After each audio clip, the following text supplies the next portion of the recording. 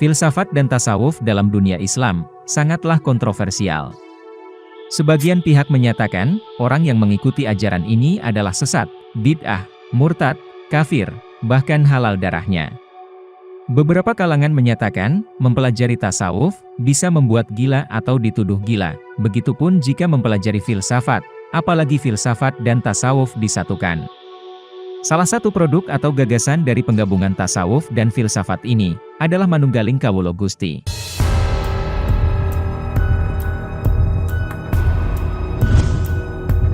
Sebelumnya, kita simak dulu kisah seorang tabi'in, yaitu Hasan Basri. Jika masih asing dengan Hasan Basri, kalian bisa buka bagian belakang sampul kitab Al-Quran. Di sana ada susunan Asmaul Husna. Beliau adalah penyusun pertamanya.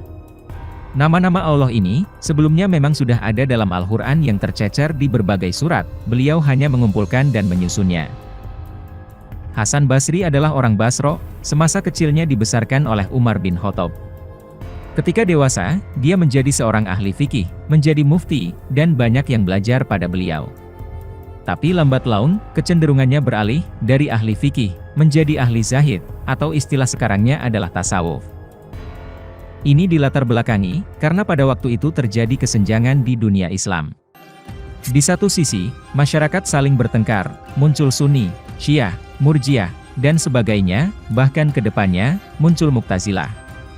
Tapi di sisi lain, pemerintah Islam hidup foya-foya, karena terlalu kaya. Hampir tidak ada dakwah pada waktu itu, karena di pertengahan dinasti Umayyah, dakwah dilarang. Bahkan, sultan-sultan dinasti Umayyah sebelum pemerintahan Umar bin Abdul Aziz, melarang orang-orang masuk Islam. Biarlah mereka tetap non-Islam, agar mereka membayar jizyah.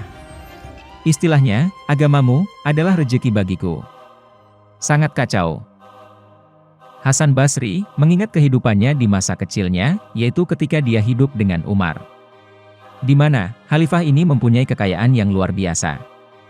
Uang kasnya Kekaisaran Persia adalah milik Khalifah Umar, dan juga sebagian provinsi Romawi. Tapi, Umar hidupnya zahid. Bajunya penuh dengan tambalan, bahkan untuk pergi ke satu tempat, dia harus menunggu bajunya kering. Dan hal itu berbeda jauh di masa Hasan Basri dewasa. Peradaban Islam pada waktu itu memang sangat jauh di depan mengalahkan bangsa lain, tetapi tidak dibarengi dengan akhlak. Dari situ, Hasan Basri merenung sampai menangis, lambat laun, ilmu fikihnya tidak dia prioritaskan lagi. Dan akhirnya, setiap fatwa yang dikeluarkan dan apa yang dia ucapkan, mengarah pada hal yang spiritual. Setelah Hasan Basri wafat, gerakan tasawuf menjadi lebih radikal ke arah yang lebih spiritual. Pembawanya dimulai dari murid Hasan Basri, yaitu Robiah al-Adawiyah, seorang perempuan mantan budak, namun dengan jiwa spiritual yang sangat pekat. Dia bukan tokoh fikih, bukan juga ahli teologi, tetapi syair-syairnya benar-benar menggugah masyarakat, seperti syair yang menjadi inspirasi musisi Indonesia dalam lagunya, "Jika surga dan neraka tak pernah ada, masihkah kau sujud kepadanya?" Bagi dia, jika orang beribadah karena takut terhadap neraka dan hanya ingin surga, itu adalah orang-orang yang salah dalam berakidah. Dia memperkenalkan gagasan, bahwa motif kita melakukan sesuatu, adalah hanya karena Tuhan, bukan karena surga dan neraka. Jika motifnya sudah hanya pada satu titik yaitu Tuhan, maka tidak ada lagi kesempatan, selain untuk berbuat kebaikan. Dia juga menyatakan, saya tidak lagi memiliki kebencian, karena hati saya sudah dipenuhi oleh cinta ilahi. Gagasan ini memukul telak orang-orang legalis Islam, bahkan sampai sekarang mereka marah-marah terhadap syair Robiah ini. Kemudian selepas Robiah al-Adawiyah, aliran tasawuf ini pecah. Ada tasawuf bijak yang digagas oleh Al-Muhasibi, dan ada tasawuf gila atau mabuk, pelopornya adalah Abu Yazid al-Bustami atau dikenal Bayazid. Garis besarnya, Al-Muhasibi mengatakan, sejauh manapun tasawuf berkembang, tetapi jangan sampai lepas dari syariat. Bedanya dengan Bayazid adalah, terkadang, syariat itu terlampaui secara tidak sengaja oleh orang-orang tasawuf mabuk ini. Contohnya, ketika Bayazid ini selepas jadi imam sholat, ketika selesai, seperti biasa dia berzikir, tapi dengan lafadz subhani subhani subhani, yang artinya maha suci aku, yang secara harfiah, bisa diartikan saya ini Tuhan yang suci.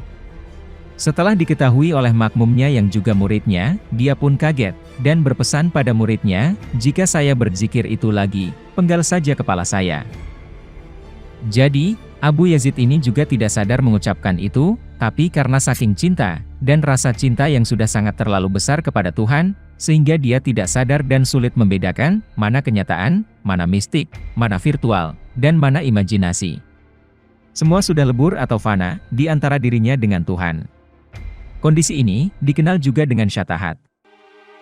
Ia pernah berbicara pada kondisi mabuk di hadapan murid-muridnya, "Saya pernah pergi ke langit ketujuh, kemudian naik lagi ke Sidratul Muntaha, kemudian naik lagi sampai singgasana Allah. Kemudian saya buka tirainya, dan ternyata tidak terlihat Allah di atas singgasananya. Karena Allah tidak ketemu, saya kemudian duduk di singgasana itu dan berpikir, ternyata, saya adalah Allah." Sebagian orang menganggap, ini adalah penghinaan. Namun, kondisi seperti ini, dialami oleh sebagian besar orang yang terlampau mencintai Tuhan, seperti halnya yang terjadi pada Robiah Al-Adawiyah. Orang yang kelewatan rasa cintanya terhadap Tuhan, akan berdoa, "Ya Allah, masukkanlah hamba ke dalam neraka.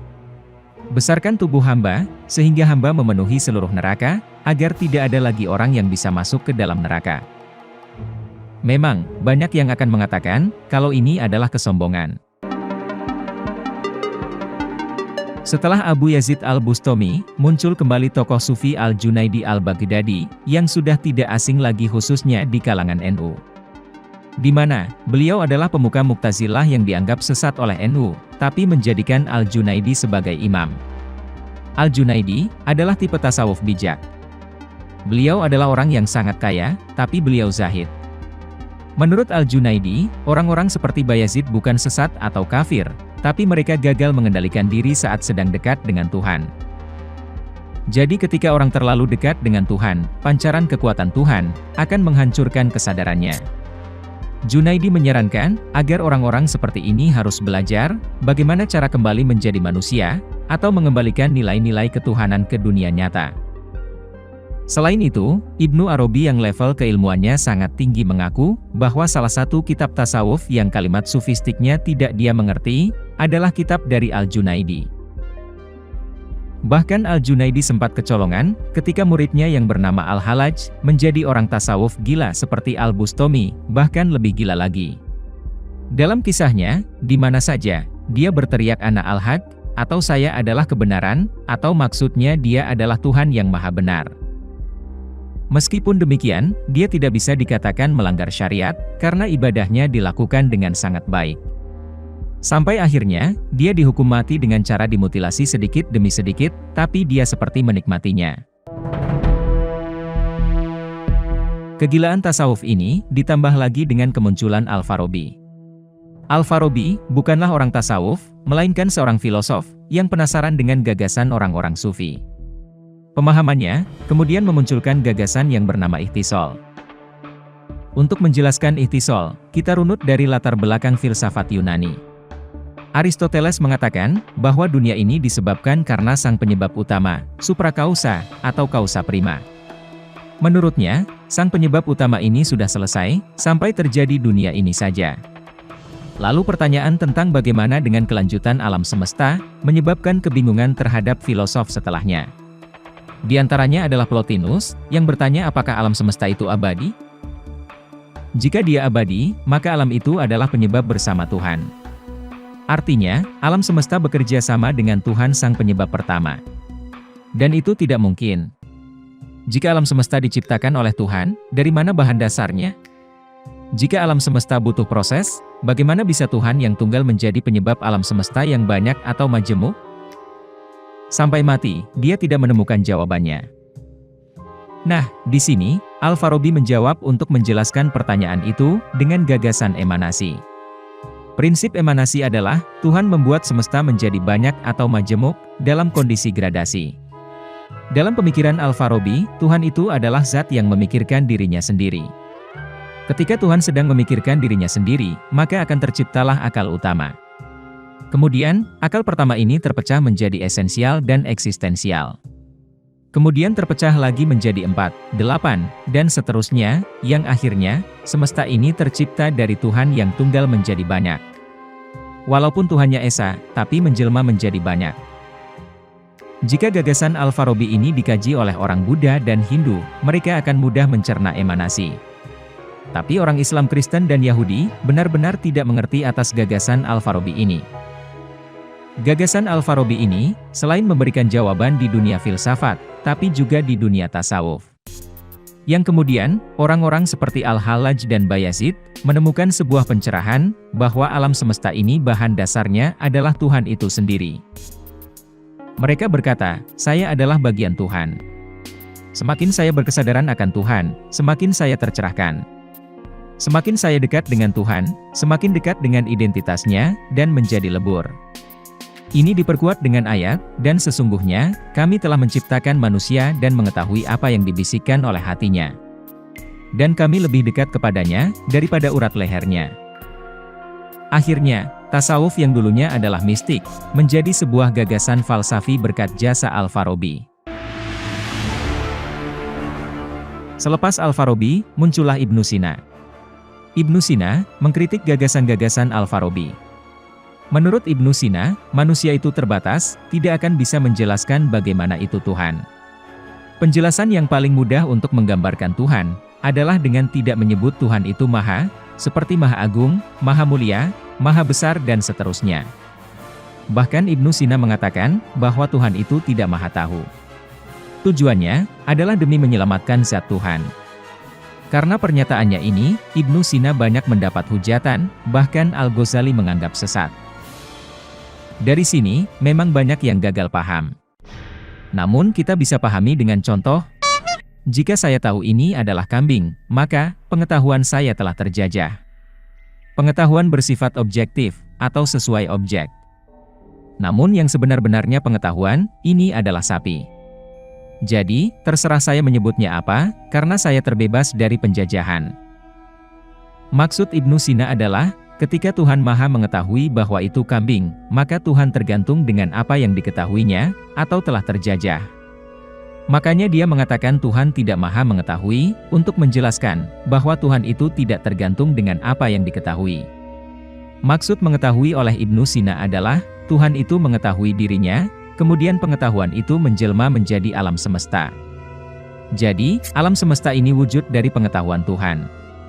Tuhan tidak mengetahui semua ini, karena ini semua berasal dari Tuhan.